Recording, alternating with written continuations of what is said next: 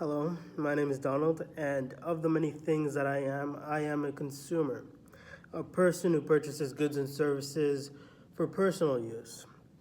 And in this North American capitalist society, one of the things that we've grown accustomed to that's become very prevalent in our nature is advertising.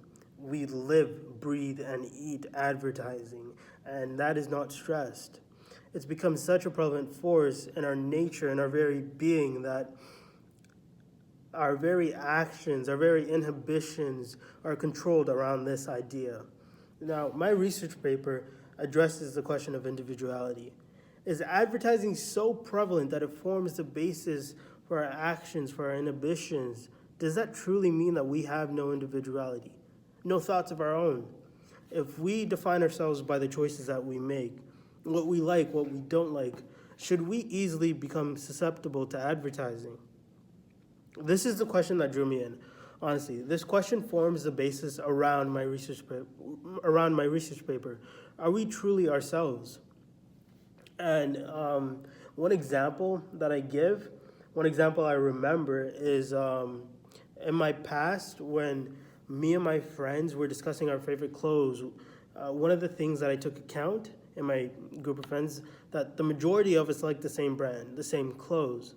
And over the years, when the same question kept arising, the same answers kept arising too, just in different times.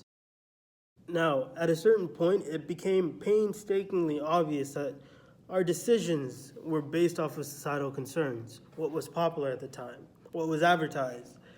And this brings me back to the question of individuality, which I'm so fascinated in.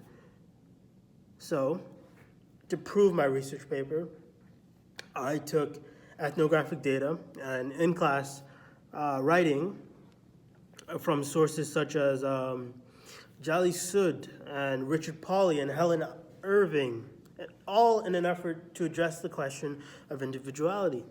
But one of the things that I noticed is the best way to gather data is in person. Truly be immersed in your question.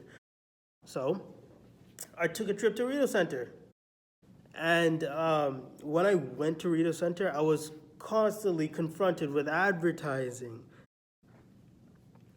And one of the things that became apparent was what we value, meaningless or not, is there through advertising. The beauty standards, the makeup, the clothes, what we wear, what we think we look good in, is all because of advertising. This led me to the decision that our actions are a direct result of our culture perceived. This is linked through our societal concerns and appearing itself through advertising. And our individuality, for whatever it means, is advertising. So, plainly speaking, we have none.